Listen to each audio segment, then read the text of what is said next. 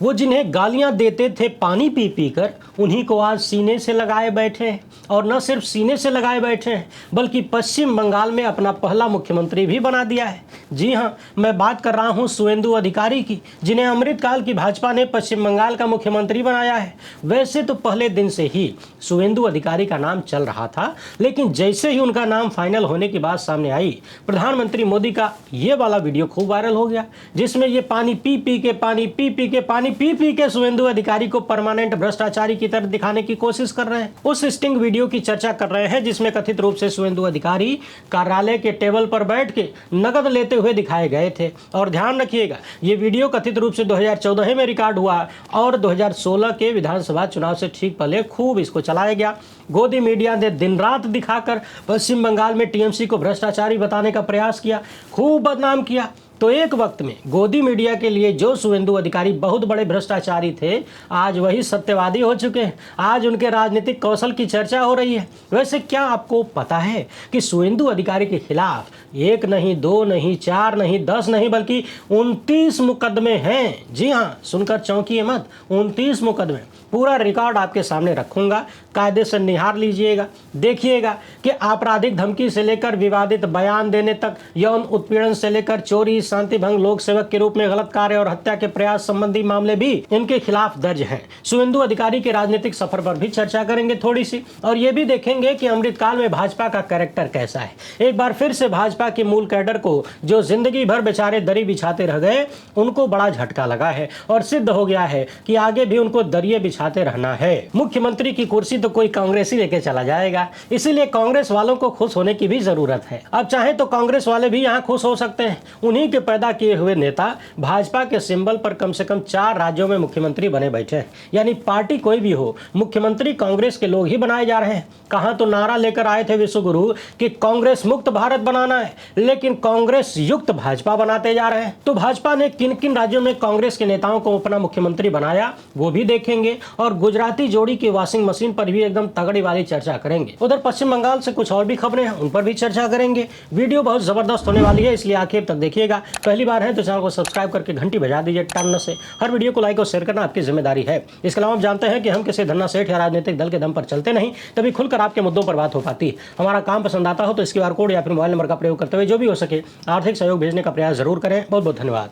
बंगाल में जब से भारतीय जनता पार्टी को बहुमत मिला है, तब से चर्चा हो रही थी कि भाजपा बंगाल की संस्कृति को तहस नहस कर देगी। लोग इस तरह के आरोप लगा रहे थे। और इधर देखिए, पत्रकार सचिन गुप्ता ने दावा किया है कि पश्चिम बंगाल में इलेक्शन खत्म होते ही बीजेपी के मेन्यू से मछलियां गायब हो गई, यानी तैर के कहीं और चली गई। ये वीआईपी मेन्यू आज शपथ ग्रहण समारोह के वीआईपी लाउंज का है। यानी काउंटिंग के दिन भले ही भाजपा के कार्यक्रम में जमकर मछली खाई गई हो, लेकिन सरकार बनने के दिन मछलियां गायब हो गई है। बाकी इंतजार करिए, आज ही तो बंगाल में राम राज्य लागू हुआ है। आगे बहुत सारी ऐसी दुर्लभ तस्वीरें आएंगी। फिलहाल बात करते हैं शुवेंदु अधिकारी की, जिन्होंने आज मुख्यमंत्री पद की शपथ लिया है। आगे बढ़ने से पहले आप सभी को बता दें कि शुवेंदु अधिकारी भी बाप बेटावाद यानी परिवारवाद से ही निकले हुए प्रोडक्ट हैं। इनके पिता का नाम शिशिर कुमार अधिकारी है। बंगाल में ये एक बड़ा राजनीतिक परिवार माना जाता है। आपको बता दें कि शुवेंदु अधिकारी के पिता भी कांग्रेस पार्टी से राजनीति करते थे और शुवेंदु अधिकारी ने भी अपने राजनीतिक करियर की शुरुआत कांग्रेस से युवा नेता के रूप में यानी छात्र नेता के रूप में किया था। बाद में वो टीएमसी में आए और धीरे धीरे पूर्व मेदिनीपुर में सबसे प्रभावशाली नेताओं में शामिल हो गए। यानी राजनीति की कक्षाएं और डिग्री उन्होंने कांग्रेस से लिया, ट्रेनिंग टीएमसी में किया और अब भाजपा में पोस्टिंग मिली है, वो भी मुख्यमंत्री की। पश्चिम बंगाल विधानसभा में भी रहे, कई बार लोकसभा के लिए भी चुने गए। नंदीग्राम आंदोलन में इनकी विशेष भूमिका बताई जाती है। शुवेंदु अधिकारी के करियर का सबसे शुरुआती मोड़ नंदीग्राम आंदोलन ही था। नंदीग्राम और सिंगूर जैसे भूमि अधिग्रहण विरोधी आंदोलनों ने ही ममता बनर्जी और टीएमसी को साल 2011 में लेफ्ट फ्रंट को हराने की जमीन प्रदान किया। बताया जाता है कि शुवेंदु अधिकारी ने ही टीएमसी को लेफ्ट के खिलाफ पूर्व मेदिनीपुर और नंदीग्राम जैसे क्षेत्रों में मजबूत करने में बहुत महत्वपूर्ण भूमिका निभाई। टीएमसी सरकार में विधायक बने, मंत्री बने और 2020 2020 में भाजपा में चले गए। बीजेपी ज्वाइन करने से पहले तक शुवेंदु अधिकारी टीएमसी के बड़े मंत्री और संगठनात्मक चेहरे के रूप में मौजूद थे, लेकिन नवंबर 2020 में जब उनके ऊपर ढेर सारे आरोप लग चुके थे, वीडियो सामने आ चुकी थी, केंद्र की तमाम जांच एजेंसियां चश्मा लगा के एकदम दूरबीन लगा के उनकी तरफ निहार रही थी, तो उन्हें भी महसूस हुआ कि अब वॉशिंग मशीन में डुबकी लगाइए लेना चाहिए। और 16 दिसंबर 2020 को शुवेंदु अधिकारी ने विधायक पद से इस्तीफा दिया। 3 दिन बाद 19 दिसंबर 2020 को अमित शाह की मौजूदगी में भाजपा में शामिल हो गए। साल 2021 के विधानसभा चुनाव में शुवेंदु अधिकारी ने पश्चिम बंगाल की मुख्यमंत्री ममता बनर्जी को हराया, 2000 से भी कम वोटों से हराया, लेकिन हरा दिया। इसके बाद भाजपा ने उन्हें बंगाल का लीडर ऑफ अपोजिशन बना दिया। विपक्ष का नेता बनने के बाद शुवेंदु अधिकारी ने टीएमसी को तमाम मुद्दों पर घेरना शुरू किया, विधानसभा के भीतर भी और बाहर भी। और इस घेराव में कोलकाता हाईकोर्ट के एक जज साहब किस तरीके से खुले तौर पर भाजपा के लिए बैटिंग कर रहे थे, बाद में कुर्सी छोड़कर भाजपा में चले गए, सांसद बन गए, संभवतः उनका नाम गंगोपाध्याय है। तो कुल मिलाकर नंदीग्राम आंदोलन से इनका चेहरा चमका। टीएमसी के सत्ता में आने के पीछे भी इनका बहुत प्रयास बताया जाता है, मगर बाद में ममता बनर्जी के सबसे बड़े राजनीतिक प्रतिद्वंदी भी बन गए, क्योंकि गुजराती जोड़ी का साथ मिला। 2021 में ममता बनर्जी को हरा भी दिया। 2016 में बंगाल के भीतर भारतीय जनता पार्टी मात्र 2 सीट जीत पाई थी। 21 में यानी शुवेंदु अधिकारी के आने के बाद, इनके आने के 1 साल बाद ही भाजपा 2 से 77 पर पहुंची। हालांकि उस दौरान भी चुनाव आयोग तथा तमाम एजेंसियों की भूमिका सवालों के घेरे में रही। तो कुल मिलाकर समझने वाली बात यह है कि टीएमसी के उभार में पूरे सिस्टम के भीतर शुवेंदु अधिकारी मौजूद थे, यानी टीएमसी के सिस्टम की पूरी जानकारी और पकड़ थी, और भाजपा ने एक ऐसे व्यक्ति को पकड़ लिया जो बंगाल में उनके लिए फूल खिला सकता था। अब आते हैं शुवेंदु अधिकारी के ऊपर लगे आरोपों पर, जांच और एफआईआर पर और विवाद पर। इनका नाम नारदा स्टिंग ऑपरेशन से जुड़ा है। इसमें टीएमसी के कई नेताओं और एक वरिष्ठ पुलिस अधिकारी को भी कथित तौर पर नकद लेते हुए दिखाए जाने का दावा किया गया था। ये स्टिंग 2014 में रिकॉर्ड हुआ और 2016 के चुनाव से पहले खूब फैलाया गया। यानी विधानसभा चुनाव के ठीक पहले इसका सामने आना तथा प्रधानमंत्री का इस मुद्दे को बार बार उठाना, प्रचारित करना, पूरी कहानी आप समझ गए होंगे। सीबीआई ने 2019 में लोकसभा स्पीकर से जिन नेताओं के खिलाफ प्रोसिक्यूशन सैंक्शन मांगा था, उनमें पूर्व सांसद शुवेंदु अधिकारी का नाम भी शामिल था। इंडियन एक्सप्रेस की रिपोर्ट के अनुसार सीबीआई ने 3 टीएमसी सांसद और पूर्व सांसद शुवेंदु अधिकारी के खिलाफ प्रोसिक्यूशन सैंक्शन मांगा था, क्योंकि कथित तौर पर अपराध के समय वो सांसद थे। साल 2021 में जब सीबीआई ने नारदा मामले में कई नेताओं को गिरफ्तार किया, तब सवाल उठा कि शुवेंदु अधिकारी और मुकुल राय जैसे नेता जो बीजेपी में जा चुके हैं, उनके खिलाफ कार्रवाई क्यों नहीं हुई। तो कहा गया कि शुवेंदु अधिकारी के खिलाफ प्रोसिक्यूशन सैंक्शन अभी पेंडिंग था, यानी लोकसभा स्पीकर ने अनुमति नहीं दिया। बाकी तो आप जानते हैं कि अमृतकाल में जो लोकसभा स्पीकर हैं वो कितने तटस्थ और ईमानदार हैं। 2021 के अपने एफिडेविट में उन्होंने क्रिमिनल केस और सीबीआई के स्पेशल कोर्ट से जुड़े मामले का भी जिक्र किया था, और नारदा से जुड़े सीबीआई ईडी केस को पेंडिंग केस के रूप में बताया था। यानी नारदा मामले में शुवेंदु अधिकारी का नाम उन नेताओं में रहा जिनके खिलाफ सीबीआई ने सैंक्शन मांगा था। लेकिन बीजेपी में जाने के बाद केंद्रीय एजेंसियां शुवेंदु अधिकारी जैसे नेताओं के प्रति मौसियाना व्यवहार करने लगी। मौसियाना व्यवहार तो आप समझते ही होंगे, यानी जैसा कि हमेशा होता है। इसी तरह शारदा चिटफंड केस भी था। इस केस में भी शुवेंदु अधिकारी पर बहुत सारे आरोप लगाए गए। शारदा ग्रुप के प्रमुख सुदीप्तो सेन ने कथित तौर पर दावा किया था कि शुवेंदु अधिकारी ने उनसे पैसा भी लिया और ब्लैकमेल भी किया। शुवेंदु अधिकारी की गिरफ्तारी की मांग भी की गई।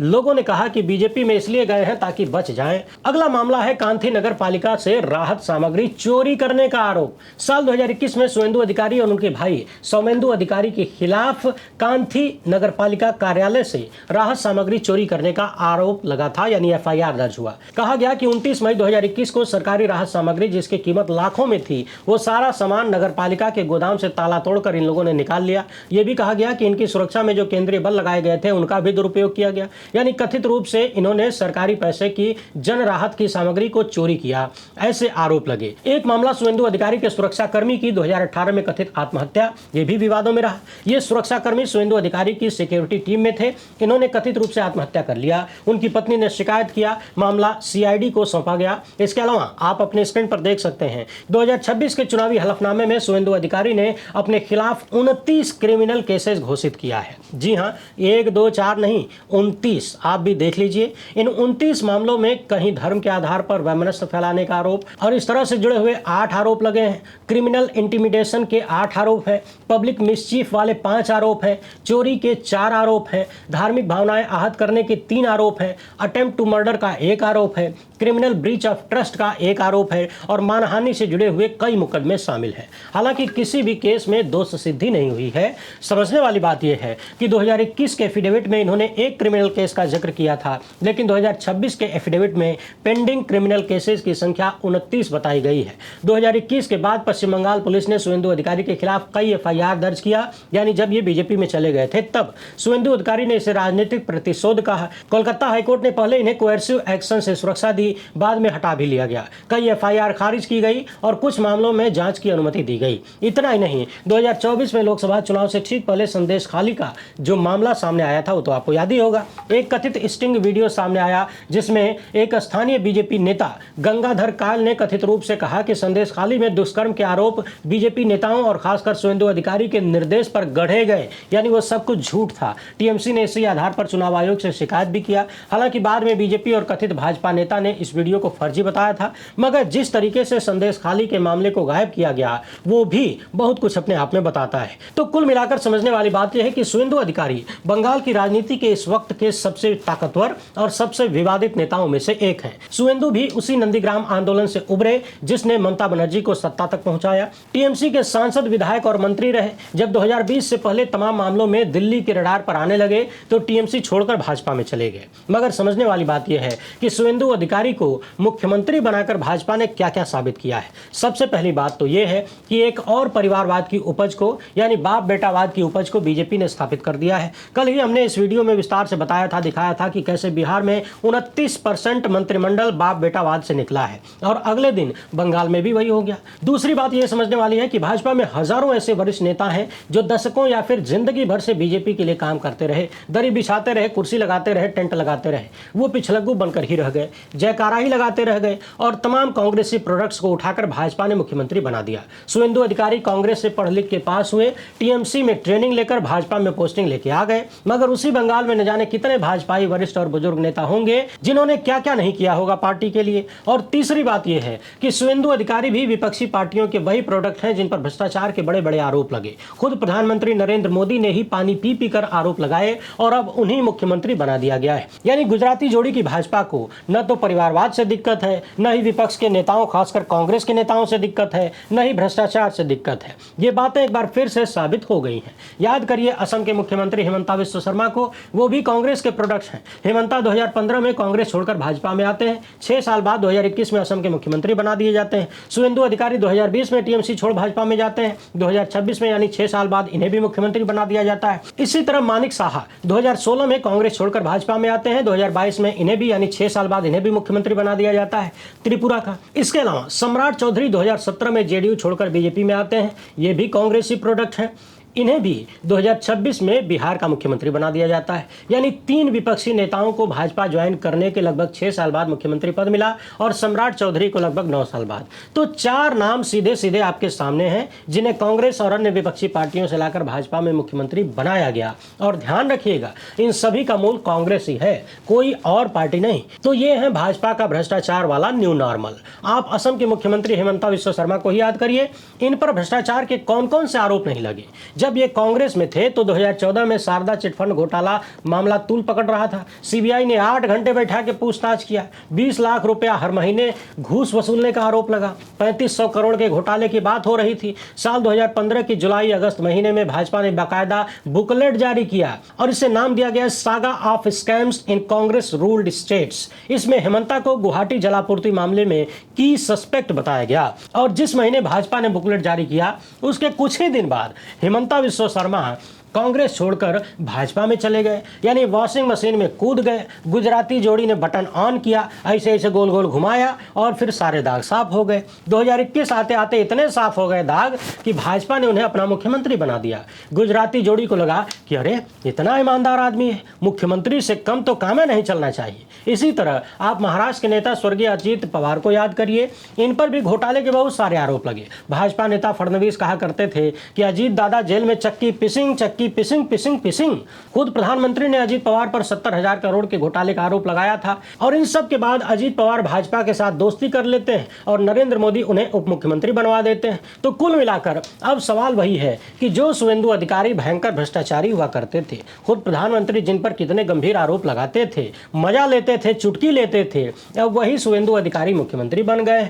तो जो आदमी विधायक, मंत्री या सांसद रहते हुए भयंकर भ्रष्टाचार और घूसखोरी कर सकता था, वो मुख्यमंत्री बन बनने के बाद क्या क्या नहीं कर सकता है। तो क्या प्रधानमंत्री बताएंगे कि उन्होंने पश्चिम बंगाल को कितना बड़ा कथित भ्रष्टाचारी मुख्यमंत्री क्यों दिया, आखिर बंगाल से क्या दुश्मनी है। और ध्यान रहे, यह भ्रष्टाचार का आरोप मैं बिल्कुल नहीं लगा रहा हूं, ना ना ना ना ना ना ना, ये खुद प्रधानमंत्री मोदी ने लगाया था। अब इन भाजपाई अमृतकाल के सारे उदाहरणों को देखते हुए एक बात बिल्कुल साफ है कि किसी व्यक्ति पर चाहे जितने गंभीर आरोप हों, चाहे जितने बुरे कांड करने के आरोप, भ्रष्टाचार से लेकर परिवारवाद, छेड़खानी से लेकर हत्या के आरोप, चाहे कुछ भी हो, वर्तमान भाजपा के लिए सब चलेबुल है। सामने वाला खाली भाजपाई सत्ता को मजबूत करने वाला होना चाहिए और साथ ही साथ विपक्ष को कमजोर करने वाला होना चाहिए। बाकी पश्चिम बंगाल की जनता को वॉशिंग मशीन में धुले धुलाए नए नवेले मुख्यमंत्री मुबारक। उम्मीद है पश्चिम बंगाल के लिए बेहतरीन करेंगे। वैसे आप इस मामले पर क्या सोचते हैं, अपनी राय कमेंट बॉक्स में जरूर लिखिएगा। वीडियो पसंद आए तो ज़्यादा से ज़्यादा लोगों तक पहुंचाएं। पहली बार है तो चैनल को सब्सक्राइब कर लीजिए। हमसे जुड़ने के लिए बहुत बहुत धन्यवाद। जय हिंद।